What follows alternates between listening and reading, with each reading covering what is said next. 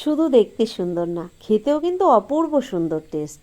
আর এই ডিজাইনের পিঠাগুলো আমি কি করে তৈরি করলাম আপনারা একবার দেখে নিন, তাহলে আপনারাও বানাতে পারবেন। চলুন।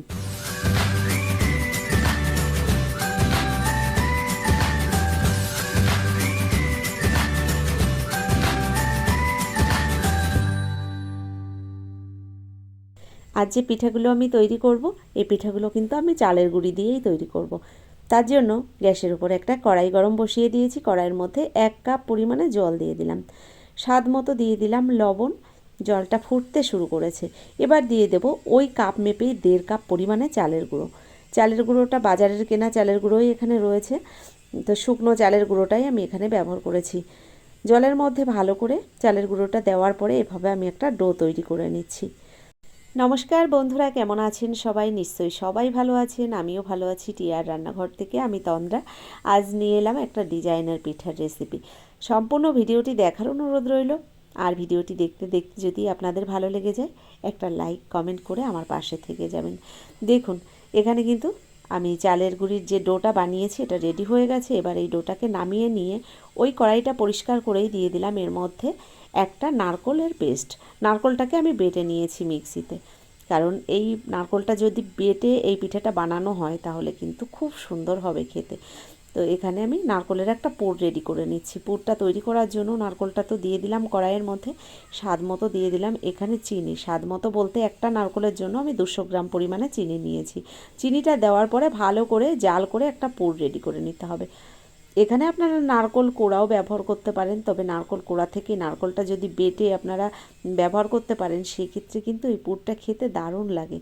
তো নারকোলের পুরটা এদিকে কিছুক্ষণ আমি ফুটিয়ে নিয়েছি। এবার এর মধ্যে আমি দিয়ে দেব 2 চামচ পরিমাণে সুজি। তো দেখুন, এখানে কিন্তু কিছুক্ষণ আমি নারকোলের পুরটাকে জাল করে নিয়েছি। এবার আমি এর মধ্যে 2 চামচ সুজি দিয়ে দিচ্ছি। তো এখানে সুজিটা দেওয়ার পরে তাড়াতাড়ি এই পুরটা রেডি হয়ে যাবে। তো খুব বেশি কিন্তু এখানে সুজি ব্যবহার করা যাবে না, একদম অল্প পরিমাণেই দিয়েছি, মাত্র 2 চামচ।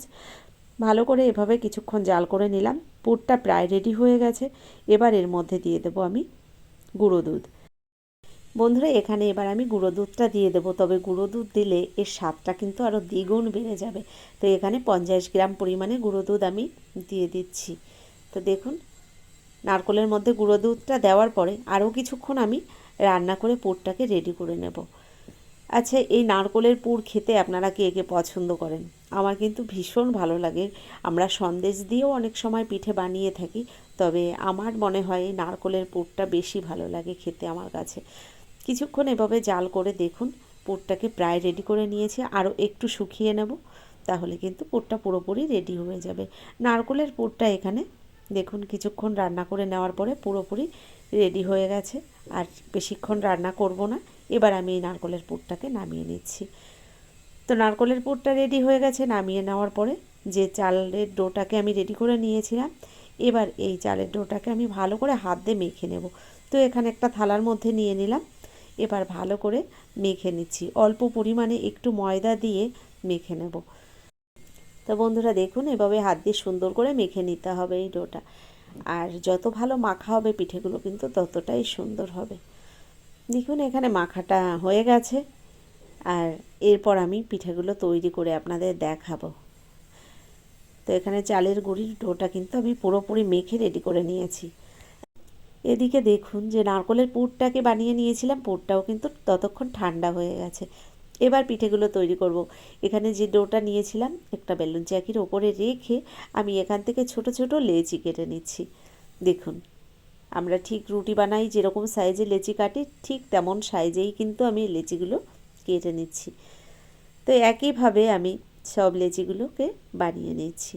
পিঠেটা বানিয়ে নেওয়া কিন্তু খুব সহজ, কিন্তু দেখতে এতটাই সুন্দর হয় আপনি বিশ্বাস করতে পারবেন না যে এগুলো হাতেই ডিজাইন করে বানানো হয়েছে।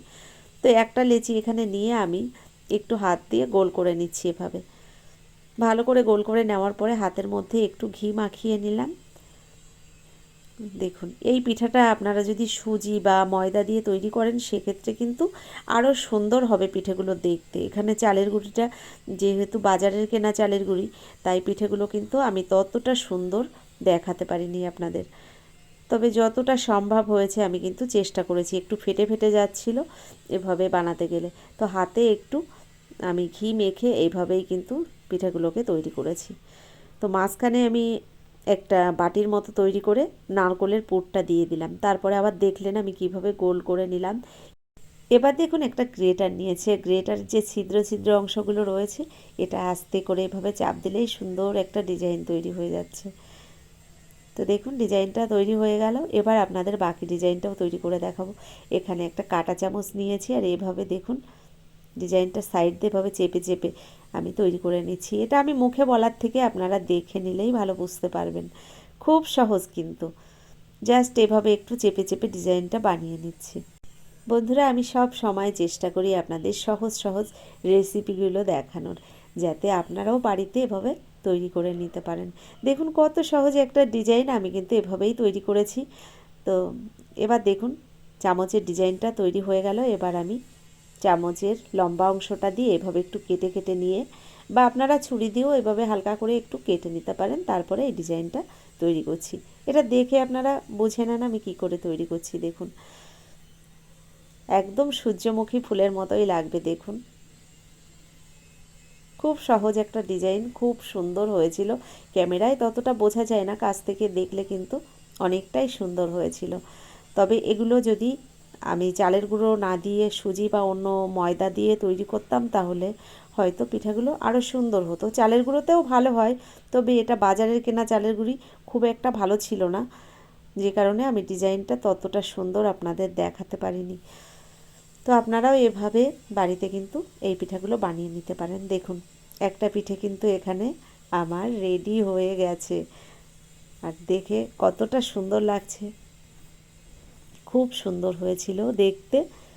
তো দেখুন একটা সূর্যমুখী ফুল কিন্তু আমি রেডি করে নিয়েছি, আর এরপরে আপনাদের আমি আরও একটা তৈরি করে দেখাচ্ছি, কারণ বেশি তৈরি করে দেখাতে গেলে ভিডিওটাও অনেক বড় হয়ে যাবে। আপনারা নিশ্চয়ই দেখে বুঝতে পারছেন আমি কি করে তৈরি করলাম। ঠিক একইভাবে কিন্তু আমি বাকি আরও একটা পিঠে দেখুন এখানে তৈরি করছি। শীত মানেই তো পিঠে পুলি উৎসব, আর শীতের সময় আমরা কিন্তু বিভিন্ন ধরনের পিঠে বাড়িতে তৈরি করে থাকি। হালকা হালকা শীতের আমেজ তো চলেই এলো, আর এই সময় কিন্তু আমাদের প্রত্যেকের বাড়িতে পিঠে পুলি উৎসব আস্তে আস্তে শুরু হয়ে যাবে। আর যত বেশি ঠান্ডা পড়বে পিঠেটা কিন্তু প্রত্যেকের বাড়ি তত বেশি বানানো হবে। আপনারা একদিন অন্তত এবছর এই পিঠেটা বানিয়ে দেখতে পারেন, ভীষণ সুন্দর হয় খেতে। যেমন দেখতেও সুন্দর, খেতেও কিন্তু খুবই সুন্দর হয়, যেহেতু নারকোলের পুর দেওয়া রয়েছে এর মধ্যে। দেখুন পিঠেগুলো আমি তৈরি করে নিয়েছি, এবার এই পিঠেগুলো ভেজে দেখাবো। তো দেখুন এখানে কড়াইতে আমি সাদা তেল গরম বসিয়ে দিয়েছি। আপনারা চাইলে এর মধ্যে কিন্তু কিছুটা ঘিও মিশিয়ে দিতে পারেন, তবে আমি আর এখানে ঘি ব্যবহার করিনি, সাদা তেল দিয়েই পিঠেগুলো ভেজে নিয়েছি। পিঠেগুলো তেলের মধ্যে দিয়ে দিলাম, আর গ্যাসের ফ্লেমটাকে লো টু মিডিয়াম ফ্লেমে রেখে এভাবে কিছুক্ষণ সময় ধরেই ভেজে নিতে হবে। দেখুন তেলের মধ্যে এভাবেই আমি ভেজে নিচ্ছি। আপনারা এর পরে চাইলে এই পিঠাগুলোকে কিন্তু চিনির শিরার মধ্যেও ভিজিয়ে নিতে পারেন, তবে আমি আর সেভাবে তৈরি করলাম না, কারণ আমাদের বাড়িতে মিষ্টি খেতে খুব একটা কেউই পছন্দ করে না। এরপরে যদি আবার এই চিনি শিরার মধ্যে এই পিঠাগুলোকে ভেজানো হয় তাহলে কিন্তু পিঠাগুলো আরও বেশি মিষ্টি হয়ে যাবে। তো এখানে আমি আর চিনি শিরার মধ্যে ওই কারণে ব্যবহার করিনি, এইভাবেই জাস্ট ভেজে আপনাদের দেখালাম। আপনারা চাইলে চিনি শিরার মধ্যেও ভিজিয়ে এই পিঠেগুলো খেতে পারেন। দেখুন এখানে প্রথম ব্যাচের পিঠেগুলো ভাজা হয়ে গেছে, আমি ওই তেলের মধ্যে একইভাবে বাকি পিঠাগুলোও ভেজে নিচ্ছি। দেখুন এখানে আমি একইভাবে বাকি পিঠাগুলোও তেলের মধ্যে দিয়ে দিলাম, আর গ্যাসের ফ্লেমটাকে আমি লো টু মিডিয়াম ফ্লেমে রেখে বাকি পিঠাগুলোও সব এভাবে ভেজে নিচ্ছি। তো এভাবে পিঠেগুলো সব ভেজে নিয়ে তারপরে আপনাদের সামনে আবার ফিরে আসছি।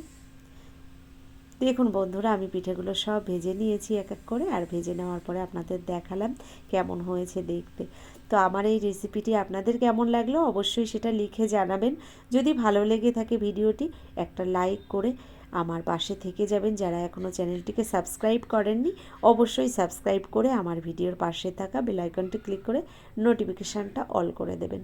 তো বন্ধুরা আজকের মতো এই পর্যন্তই, পরবর্তী ভিডিও নিয়ে আবার চলে আসবো। ততক্ষণের জন্য আপনারা সকলে ভালো থাকবেন, সুস্থ থাকবেন, টিয়ার রান্নাঘরের সঙ্গে থাকবেন। ধন্যবাদ।